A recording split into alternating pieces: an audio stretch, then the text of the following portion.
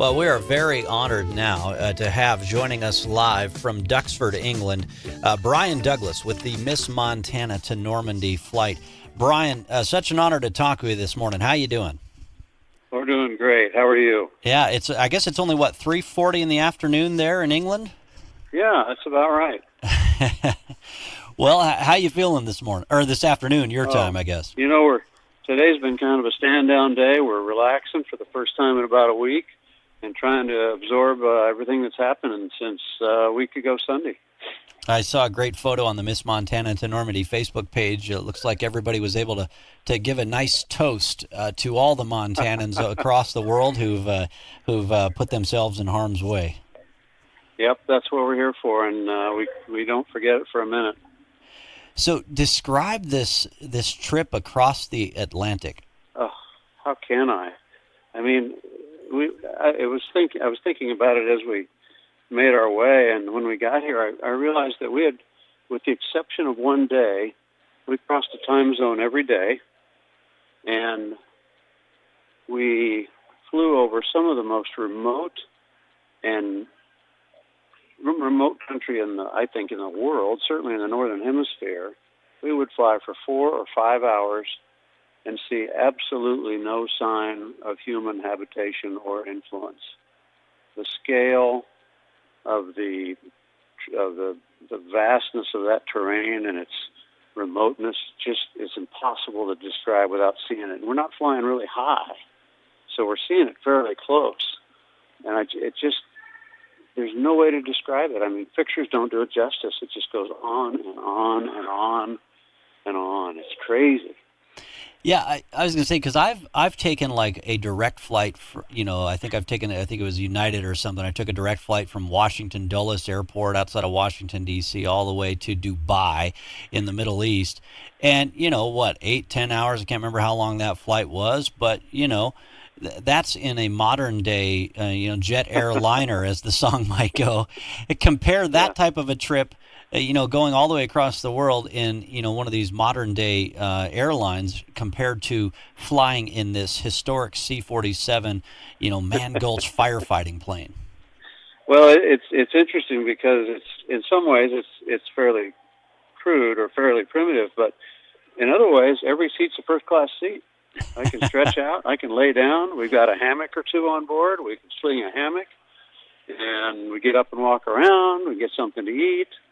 We're lacking a little bit on our onboard beverage service, but we bring our own stuff, and it's really was remarkably comfortable. The heater, we took a little bit to figure that out to get it working right. But when the heater's working right, it's shirt sleeve weather in there.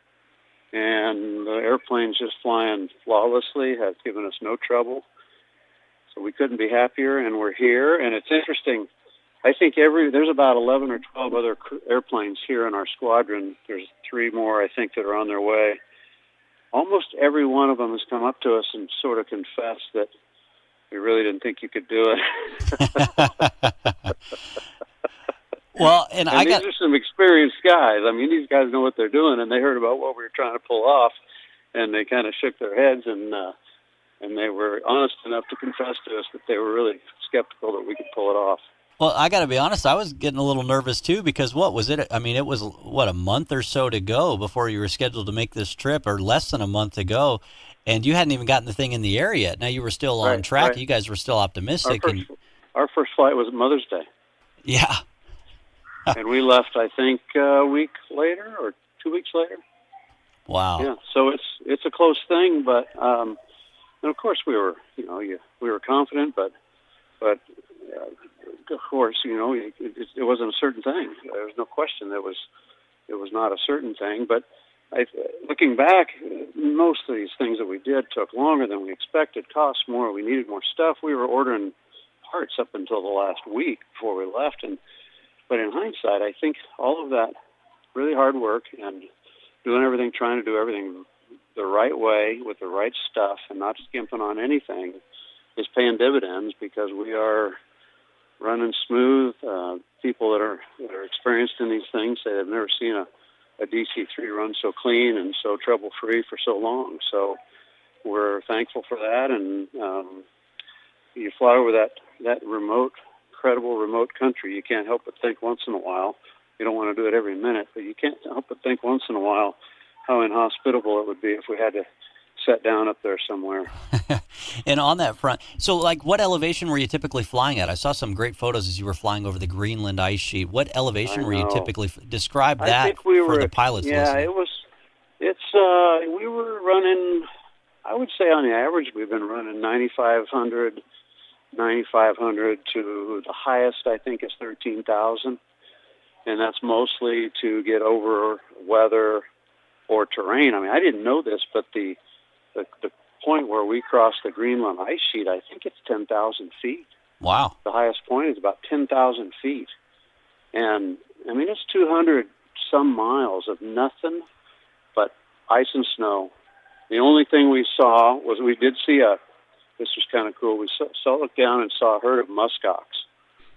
Wow. And, yeah, all by itself, just going somewhere. I don't know what they eat up there, but there wasn't much to eat. And then there was just nothing but ice and snow for 200 some miles across that stretch where we went. Yeah, 10,000 feet. That's like flying over the Beartooths in Montana. Yeah.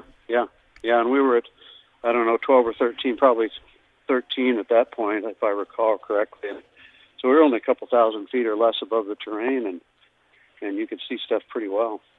Well, and I know we got a great phone call yesterday from a listener in Big Fork, Montana, and she was able to hear you on the Jim Bohannon show and just loved that conversation that you guys had. But yeah, I guess Jim has been a pilot too, and he was just amazed as he was hearing the trek. But the thing that stood out to her was she said you were describing what you had to pack. Just, I mean, because like you say, you're flying over the Greenland ice sheet. What happens if the plane has to make an unscheduled landing? So describe that for a little bit for those of us who might have missed the Jim Bohannon interview. Well, there's a couple of factors. One is going down on land. If you had to set down an off-airport landing somewhere, the ice. There's some people that think that that's the worst place to go. Then in the water, I disagree. It'd be a pretty soft landing up there, and you could probably have a good chance at preserving the airplane. And then you just got to survive until you get help. We've got 3 satellite trackers on board with emergency beacon capability. So the only limiting factor is how far away and how soon could rescue get there. So that was sort of a what you think about. We've got sleeping bags and tents on board if we needed to stay with the airplane and stay warm. We're pretty comfortable that way. And going down in the water is a different thing, of course, and you're required when you're making that crossing to have survival suits and a life raft for everybody on board. So we were carrying that, and I'd prefer, frankly, to go down on the snow than in the water, because then you land with one problem in the water and immediately have another one. So that's not very entertaining to me. Yeah. And then I think about this time yesterday, we were talking on this show, and I was tracking you guys on your Facebook page, and I saw that you were just about to land. In fact, we made the announcement shortly after you guys announced that you had landed safely in Duxford, England. Describe the landing. There sounded like there was some fun back and forth between Miss Montana and the traffic control tower there. Yes, there's a couple of things that I'd relate that are kind of fun. The air space over here is very confusing to us American pilots. It's nothing like what we're used to. It's hard to read and figure out. And so as we were coming down from Prestwick, we were trying to kind of fumble our way through it without making fools of ourselves. And we got a Facebook post or message, I think this morning or last night, from an air traffic controller who had worked with us on our way down. And on the way down, we didn't use our call sign of Miss Montana. We just used our IN number. So the only thing he knew was that we were a DC-3 and IN number 24320. But he made the comment that he worked with us on our way down, and it was a pleasure to work with us, and he was impressed that the American pilots on board did such a good job navigating the complex UK airspace. So that was a nice thing to hear, because we didn't, frankly, think we'd done all that well. Wasn't there something? And the other story. Oh, yeah, go ahead. Yeah, well, the other story, we were coming into land at Duxford, and, of course, it was just a couple-hour flight, so maybe the shortest flight we've had. And you know how the British are very proper and formal, and normally you'd announce you're coming into land, and if you wanted to do a low pass, you would need to request it. And usually they'll grant that request. But this fella was in the tower, and it's just a small tower, and he said something to the effect that, you're Miss Montana, if you would by chance like to have a flyby, then we'd be approved. So he was not so subtly hinting that he'd like to have a flyby, and so we said gladly we'd do it, and we made a pass. It's on I think the video's on our Facebook page.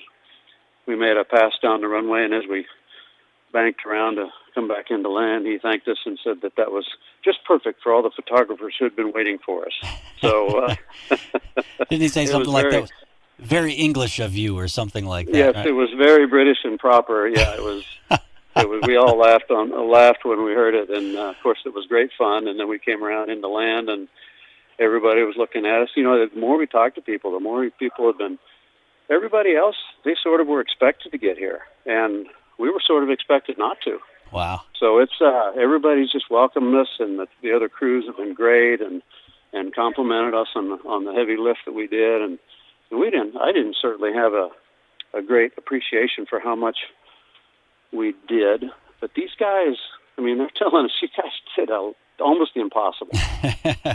It's almost a Montana thing, though, isn't it? You tell us we can't do something, and now we're going to do it. So in true Miss Montana fashion. We didn't know any better. Yeah, we didn't know any better. We just kept plugging away and got it done and did it right. So, yeah, we're really, really honored to be here, and sort of makes it all the more the sweeter that we did it and that we're here to honor these veterans and all the smoke jumpers and service people who have served in so many ways. It's just, it's a real honor and sweet experience, I guess would be the way to say it. Well, Bryan Douglass, you and your whole crew is making us all proud back here in Montana. Can you join us for just a few more minutes?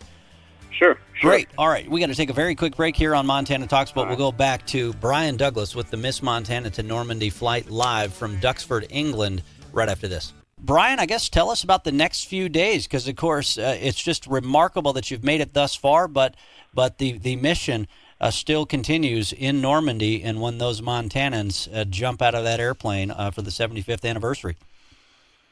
Yeah, this is next on our schedule is the reason we came. The journey getting here was just the beginning, and now that we're here, we got work to do. And I believe the next formal event or planned event is the 2nd or 3rd. We're going to do some test flying or some training flights to work together as the various crews, some formation work. And then I think, I don't have it in front of me, but the 3rd or the 4th, we have a test or a practice jump here with all of the jumpers, and that could be pretty cool. Between now and then, we're doing some maintenance, some service, and relaxing a little bit and enjoying meeting some of the other crews and enjoying this incredible museum. I'm standing in one of the hangars here right now, and it's just incredible stuff. If anybody ever gets a chance to come here, they should. So it's a great setting for this thing. Yeah, and so Sean Medulla and some of the skydivers that are going to be the paratroopers, when do they all show up? I can't remember, but I think it's around the 1st or the 2nd they're starting to roll in, and then we're liable to really get into some trouble. Yeah, exactly. Yeah, watch out there. You get an old Green Beret like Sean Medulla around. Oh, my goodness. You'll get into trouble, but he'll be there to help get you out of trouble, too, I think. That's right. We'll try and stay out of the big trouble here in England. We don't want to bring home a bad reputation. Yeah, get into a little rugby scrum match. You'll think you're at the Maggot Fest back home in Missoula or something there after a little while. Well, only about a minute and a half to go or so. What else do you want to tell folks across Montana about your trip or about the folks you're meeting there? I can't, we're here and there's 6 of us here, and it feels like, we're just so privileged to be able to do this thing, and I'm sorry that we can't have everybody here that contributed to or worked on the project, and the best we can do is keep making sure that everyone understands that this was a team project. We had dozens and dozens of volunteers. We had significant donors and minor donors, hundreds and hundreds of them, and it's just so refreshing and cool to be sitting here representing everyone that put the time and the effort and the money into this thing, and now we've achieved our first objective, and we're doing it for them, and all of us are doing it for those folks that served over here, and all the veterans that served from Montana and the smoke jumpers and the Mann Gulch guys. So it's just somewhat surreal, but gratifying in a real way. That it is. Well, thanks for what you're doing to honor all. Bryan Douglass, a pleasure as always, and we'll have to chat with you again as we get closer to the 75th anniversary. Yes. Reach out, and we may have some. We're talking tonight about some of our planned flight operations, and we'll maybe have some news about what exactly we're going to be doing and when on the 4th, 5th, and 6th.